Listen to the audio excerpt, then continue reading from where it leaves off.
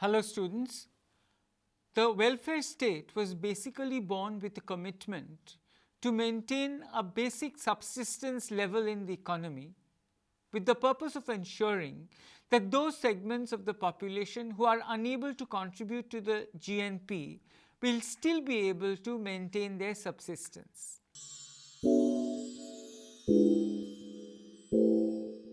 Tracing the evolution of the welfare state in the Western world, La Chapelle records, in the Western Hemisphere, states were established as a means to respond to their population's need for security. Evolving originally around the issue of border protection, this need soon extended to a host of social domains. In time, the baseline functions of the state encompassed protection of the territory against outside invaders, enforcement of law and order, economic stability, and the promise of rational and finally basic trading regulations between contracting partners. In the aftermath of the Second World War, the state strengthened its economic position. It endeavored to stabilize the economy, maintain full employment, stimulate growth, ensure price stability, and support external viability. Barry notes that the emergence of the modern theory of welfare depended on the reinterpretation of certain key political concepts like liberty, equality, and community.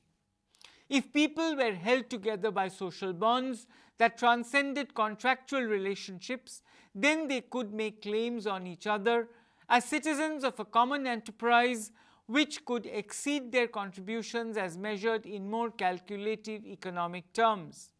From this perspective, state welfare would cease to be regarded as an act of charity. It is rather a form of entitlement, a right. The welfare regime and social policy in India today have to be viewed in the context of the overall situation of and shifts in state policy and government since the time of India's independence. At the beginning, India was an interventionist and a developmental state seeking to achieve the aims enunciated in the directive principles of state policy, namely the removal of poverty, social justice, self-reliance, and growth. Different recipes and structures were debated and concretized in successive 5-year plans. The principles formulated included free and compulsory education to the children, a public healthcare system and higher education system, economic and social rights for women, as well as for the scheduled castes, the scheduled tribes, and other backward classes and religious minorities, along with adequate means of livelihood for all citizens.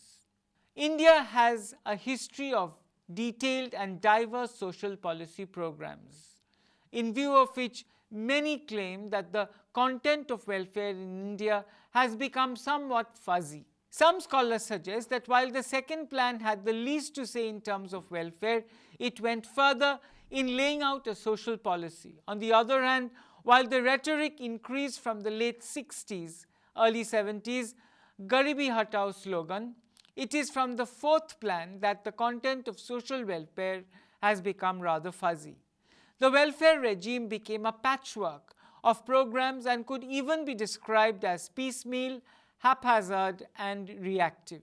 What about welfarism in the liberal regime that is unfolding in India since the 1980s? We know liberalism never operates in a level playing field, so definitely there will be winners and losers. Not all will be able to take advantage of the opportunities unleashed by liberalization. So how does one look at welfare in a liberalized context? After the neoliberal reforms, there was a further and clear shift in advocating private sector expansion in health, education, and other social services, and denial of state responsibility in these areas, even for the needy and poor groups, with the levying of user fees. The gradual withdrawal of the state and its ad hoc treatment of the social sector are reflected in the trends in social sector expenditure at the moment. Globalization can and certainly does bring about growth, but the important question is, does this growth accrue to all?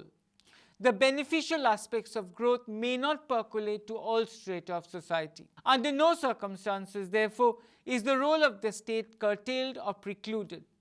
Poverty incidence in India has been falling at a trend rate of about 1 percentage point per year since about 1970, and the country now appears to have returned to this trend since the macroeconomic difficulties of the early 1990s. One encounters heterogeneity in impact of development and the reality of regional disparities. The performance of states across India has widely differed in the liberalization age. Widening regional disparities and limited growth in lagging areas has made the overall growth process less pro-poor over time. By and large, economic growth in India has not occurred in the states where it would have the most impact on poverty nationally. These differences in the impact of growth on poverty relate in turn to differences in access to infrastructure and social services like healthcare and education that make it even harder for the poor people to take up the opportunities afforded by aggregate economic growth.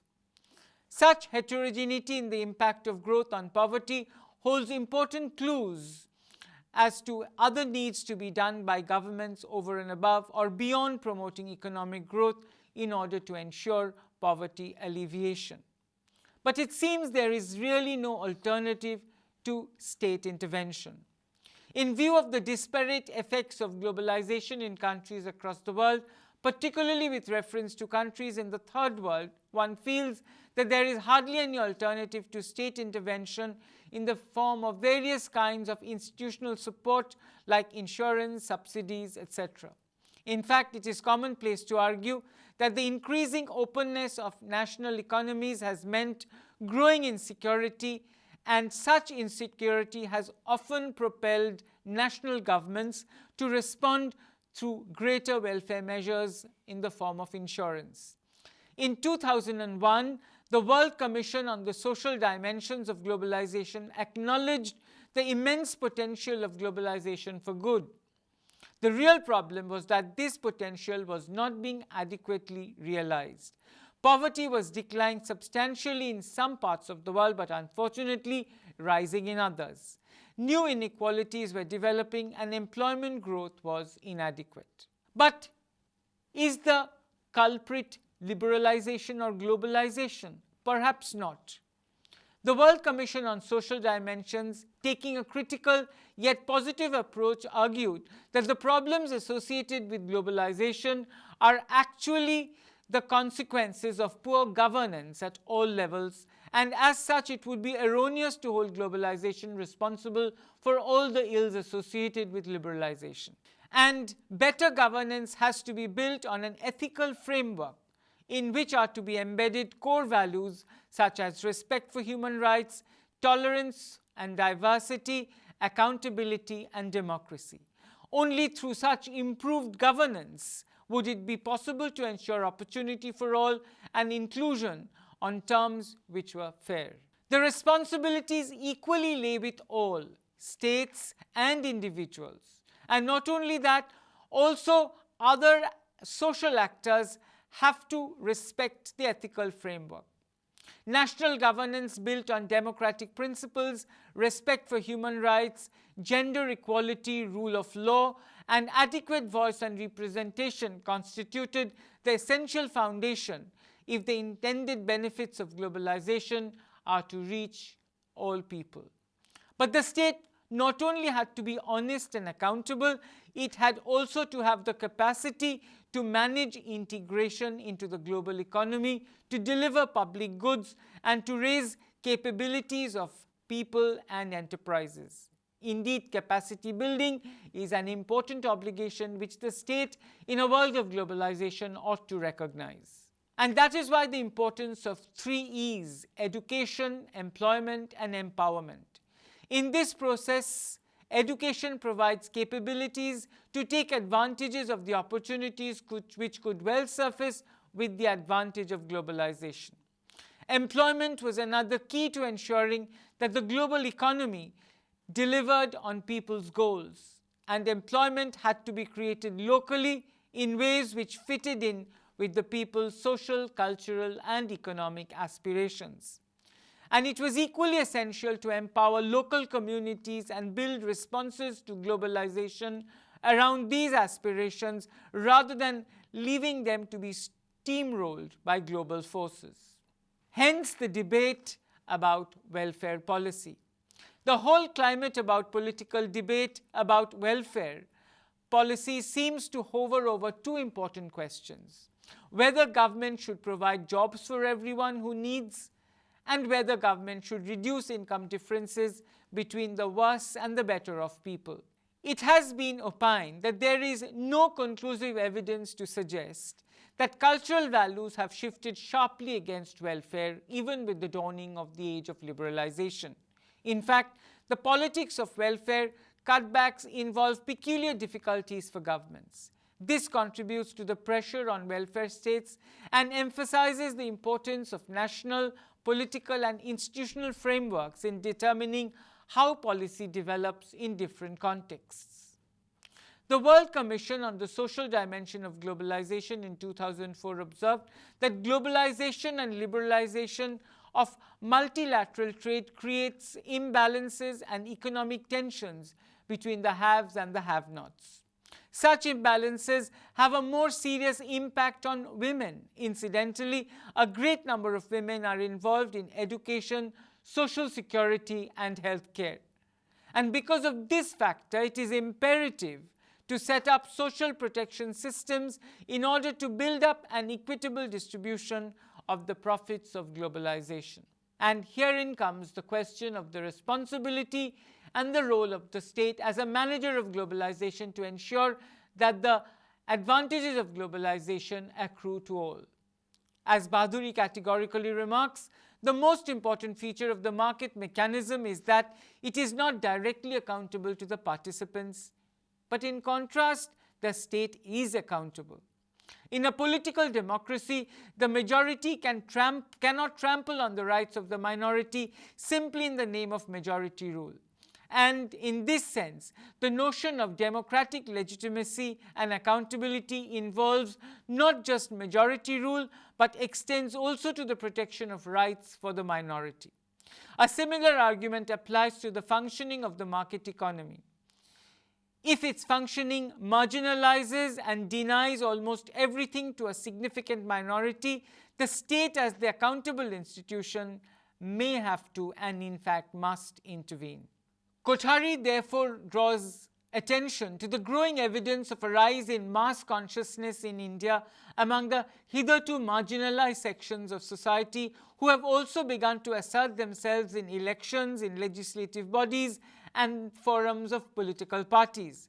In an age of globalization, this is contributing towards disempowerment and increasing marginalization of the state as a result of both the discontent and the alienation of the mass of the people who had for a long time relied on the state for their own empowerment.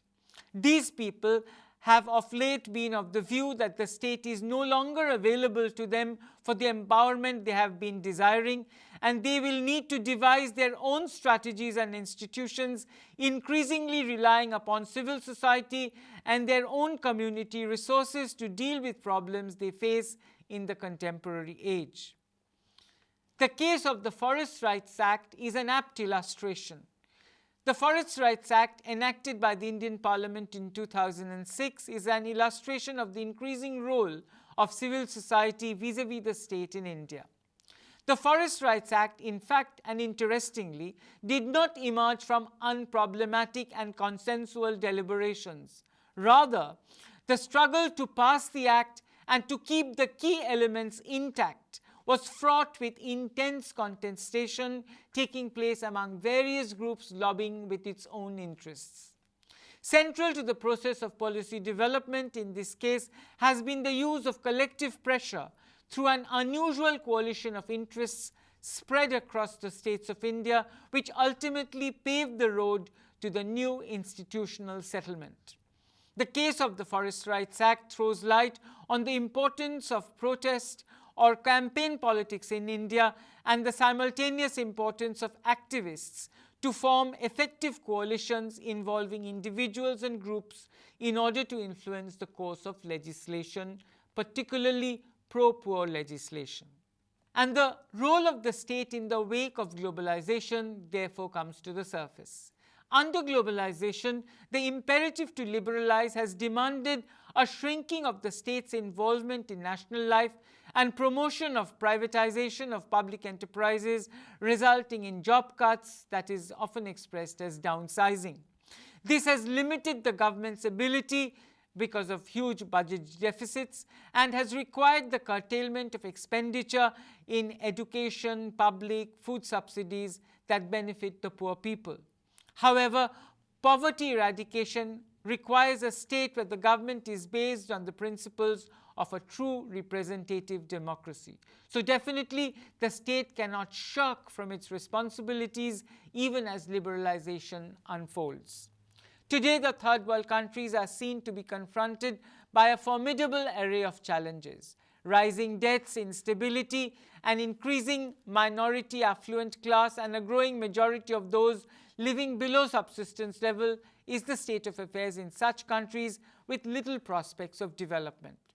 However, for a free market economy based on free competition to flourish, it is essential that the state ensures a fairer measure of opportunity for all, and not only that, it must also provide necessary supportive action. That the problems faced by the third world countries continue to be pressing, like poverty, basic education, healthcare being the foremost, these can hardly be exaggerated. Jean Drèze and Amartya Sen therefore emphasize the force with which public support programs can work even when a country is quite poor in terms of GNP per head. This makes it possible to do something immediately about conquering deprivation and raising the quality of life without having to wait quite some time before plowing back the fruits of economic growth into improved health and longevity. Unless people live, how will the question of the advantages of growth accruing to them arise? That immediacy is an important aspect of the promise of support-led security, and it can substitute for a good deal of fast economic growth. Clearly, there is need for supportive role of the state, and this role of the state has been highlighted by Aziz. First, a major constraint in the third world countries relates to the inequality of distribution of income and political power. Second, the third world is also constrained by poverty of basic human capabilities, which denies the poor to take advantages of marketing opportunities. Third, subsidization in the rich countries has an adverse effect on the developing countries. To begin with, it keeps world prices low so that they get little for their commodities. Second, it also excludes their participation from food markets in rich countries. Fourth, there is a need to concentrate more on pro-poor investments. As the informatics revolution has made technologies increasingly transferable between countries, there is need to ensure that the poor also remain important stakeholders of such exchanges in technology. Fifth, land reforms in particular deserves mention. The developing countries must ensure assets are accessed by the poor. This is where the Forest Rights Act becomes very significant in the context of India. Sixth, need for supportive institutions, particularly in the realm of finance, is also clearly felt. With no surplus and little or negligible savings, credit can help the poor to accumulate assets and engage in markets. And finally, an important factor in reducing poverty is investment in human capital. It is also one of the keys to successful and equitable participation in the global markets. Illiteracy and ill health are obvious impediments for building prosperity in a competitive global economy, because these are areas as a result of which several segments of the population fall behind because they are unable to take advantages of the opportunities opened up by liberalization. There are also loopholes of welfarism in India. There are very few universal concepts in the Indian welfare regime. The few that were in place as health and education were differentially, unevenly, and minimally available, or not accessed at all by those who had the means to avail of private facilities. Claims at striving for universal availability and access were not matched by allocated resources, leading to both a paucity of facilities and poor quality in services. This has been accentuated since the end of the 1980s with the push of privatization and targeting of universal programs. The poor often could not or did not access public funded facilities due to their non-availability or the immediate loss of wages or of their family workers that accessing the facility, as in the case of schooling, entailed. So therefore, the role of the state is clearly not curtailed by globalization. Globalization in the late 20th century embodies a worldwide interconnectedness consequent upon the rules of the game enunciated by the Bretton Woods institutions like the IMF, the World Bank and the WTO, which seek to usher in the dominance of the market mechanism across the world. The growing dominance of multinational business across the world and the withdrawal of the state from the traditional areas of decision making as a result of the dominance of world governance through rules encouraging international trade, liberalization, deregulation and the like seem to suggest a rollback, even eclipse of the state. But although the state has withdrawn from certain traditional domains of activity, the role of the state actually is not thereby curtailed. It has to emerge as a manager of globalization and live up to its welfare responsibilities. Even in the advanced industrial democracies, where governments seem to be able to pursue welfare retrenchment with little effective resistance, contemporary research has not projected any conclusive evidence to actually indicate or even support that cultural values have shifted against state welfare. Therefore, state intervention remains vital in the third world. When one tries to assert and assess the impact of globalization in the context of the third world, the role of the state seems all the more strengthened. The handicaps of poverty, unemployment, illiteracy, and inadequate, if not dismal, healthcare in the third world make it evident that the intervention on the part of the state is indispensable not only to ensure that the relatively disadvantaged sections of the population are able to utilize the opportunities offered by globalization, but also to provide support to those sections who fail to benefit from the economic growth ushered in by globalization. The state, after all, remains an accountable institution. Unlike the market, the state is accountable to the electorate.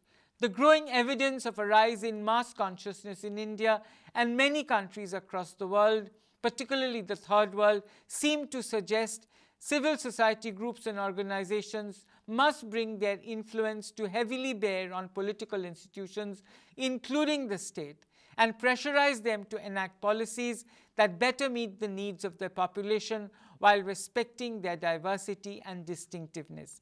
In this case also, the Forest Rights Act in India is an apt illustration, and one must particularly remember the role of civil society organizations and the extent to which they are instrumental in this legislation. And the role of local networks in implementing welfare measures is also important. The nature of the state and the political system in India means that local contingencies and political histories affect social policy quite distinctly. While regional differences in agriculture, industrialization, and income levels delimit the possibilities and the choices, it is in social policy that provincial governments and regional parties can mark their difference from or unity with the central government. They can respond to as well as build local constituencies to echo policies decided at the center. Local networks are critical in the implementation of social programs, especially where higher governmental levels do not give those programs priority. And it is this kind of decentralization in approach that will actually make welfare a reality. It is one thing for a central government to pronounce the policy change from a distant center, but it is quite another thing to actually ensure that all those policy changes meet with the desired outcomes and the advantages accrue to the people for whom they are intended. It is only through this kind of a multi-pronged strategy a perfect coordination between the centre and various levels of local governance, that welfarism will become a reality in India. Thank you.